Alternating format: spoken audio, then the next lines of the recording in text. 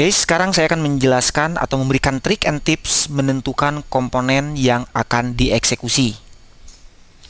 Seringkali teknisi melakukan trial and error untuk menyelesaikan kerusakan ponsel. Misalkan saja memberikan songka atau memberikan flux dan melakukan rehot atau dipanasi semua bagian mesin ini. Hal ini dapat mengakibatkan kerusakan yang sangat fatal. Karena banyak komponen yang tidak berdosa ikut dieksekusi. Oke. Berarti kita harus mengeksekusi kerusakan hanya pada bagian yang rusaknya saja, atau minimal kita dapat menentukan atau menyudutkan kemungkinan-kemungkinan besar yang manakah kerusakan tersebut berada.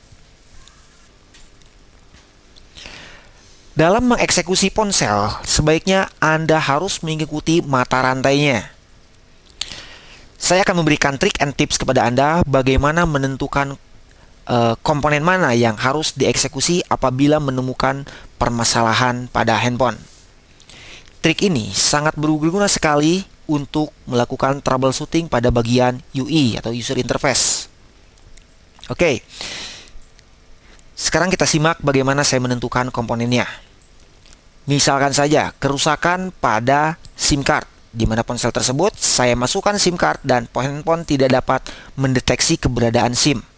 Di LCD tertampil insert SIM card. Pertama yang harus Anda perhatikan yaitu mata rantai pertama, yaitu konektornya. Karena SIM card itu akan dihubungkan ke konektor SIM ini. Dan Anda perlu meyakinkan terlebih dahulu bahwa konektor ini layak pakai, tidak patah, tidak kotor, atau apalah. Dan apabila konektor ini tidak bermasalah, selanjutnya kita tentukan mata rantainya, yaitu kita tentukan mata rantai kedua. Caranya, pertama mata rantai pertama yaitu konektor SIM card. Kita lihat pada PDF di halaman terakhir. Anda selalu gunakan skema Nokia dengan file PDF yang ekstensi PDF. Anda menggunakan software Adobe Reader. Setelah dibuka akan muncul tertampil seperti ini. Anda buka kepada halaman terakhir, lalu Anda lihat pada bagian halaman terakhir yaitu bagian komponen finder. Anda lihat di sini, ini adalah mesinnya, lalu ini adalah komponen findernya. Kita lihat di manakah SIM card itu dipasang. Di sini.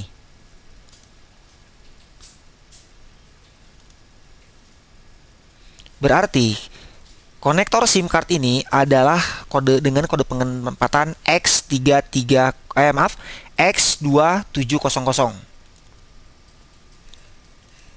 X2700. Selanjutnya kita klik tombol search. Di tombol search ini kita ketikkan saja X2700. Lalu kita klik search. Kita klik atau pilih salah satunya yang akan mengacu kepada bagian skemanya. Berarti yang akhir. Ini mengacu kepada skemanya. Perhatikan. Kita lihat di dalam skema, ternyata SIM konektor ini dia akan masuk kepada komponen ini. Ini adalah IC EMIF. Secara umum biasa kita sebut dengan EMIF SIM. Berarti sekarang kita udah mengetahui mata rantai kedua. Mata rantai pertama yaitu SIM card-nya dan mata rantai kedua yaitu EMIF-nya. Sekarang berarti kita harus mengeksekusi secara bertahap. Kita coba ke tahapan ini dulu, ke EMIF SIM ini. Kita rehot atau cabut, cetak ulang, pasang lagi EMIF ini. Tapi permasalahannya di sini kita belum mengetahui di manakah EMIF ini tersimpan. EMIF ini di manakah di mesinnya? Karena kita belum tahu di mana EMIF SIM ini tersimpan. Caranya mudah. Anda masuk lagi kepada PDF, masuk kepada fasilitas search di sini. Klik new search, lalu ketikkan kode ini R2700. Ketik R2700. Klik search. Lalu pilih salah satu dari daftar yang ada di sini yang mengacu kepada komponen Finder. Oke. R2700 ini disimpan pada sektor H9. Di manakah R2700 tersebut? Kita cari H9 dengan tabel berwarna putih. Kalau hitam dia ada di top, sedangkan yang putih itu ada di bottom. Bagian sini. Oke. Tadi bahwa R2700 ini tersimpan pada sektor H9. Kita cari sektor H9. Kita hitung. H9 ditemukan di sini. H9. Saya zoom. Oke, berarti emif SIM ini tersimpan di sini. Kita lihat di manakah di mesinnya.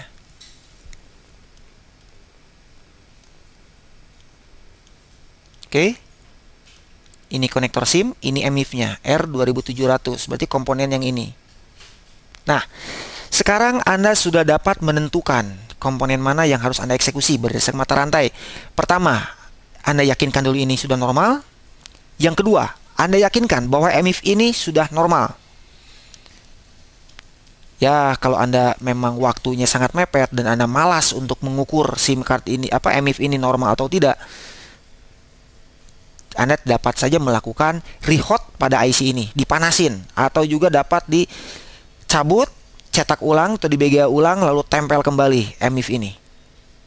Dan lihat bagaimana hasilnya. Oke, apabila mata rantai ke-1 ini sudah oke dan Anda sudah yakin ini tidak bermasalah, dan mata rantai kedua yaitu emif ini itu pun tidak bermasalah, kita lanjutkan ke mata rantai ketiga. Apa mata rantai ketiga ini? Oke, kita kembali lagi ke skema diagram. Kita kembali lagi ke konektor SIM card. X2700. Klik search. Klik X2700. Lalu klik search. Ditemukan halaman. Kita klik atas. Ya, skema sudah terbuka.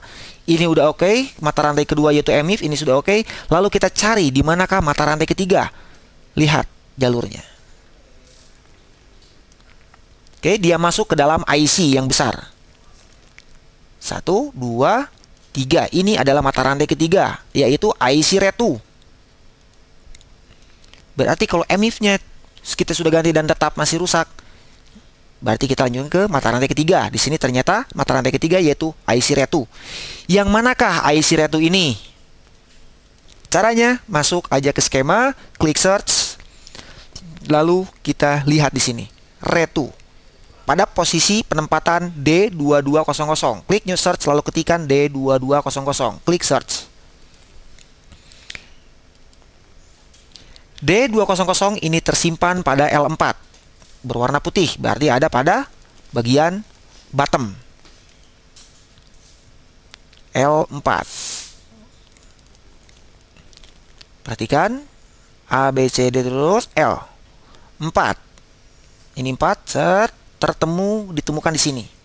Kita zoom. Oke, sekarang didapatkanlah komponen RE2. Dia ada di D200. Nah, dengan trik ini Anda sekarang sudah dapat menentukan mata rantainya. Berarti untuk permasalahan SIM card, pertama Anda lihat dulu konektor SIM cardnya baik atau enggak. Kalau ininya sudah oke, Anda cek ke emif yang peletakan di sini. Kalau ini pun sudah, lalu kita lanjutkan ke RE2. Cek SIM, cek emif, lalu cek RE2. Mudah bukan? Sekarang Anda sudah dapat menentukan mata rantainya.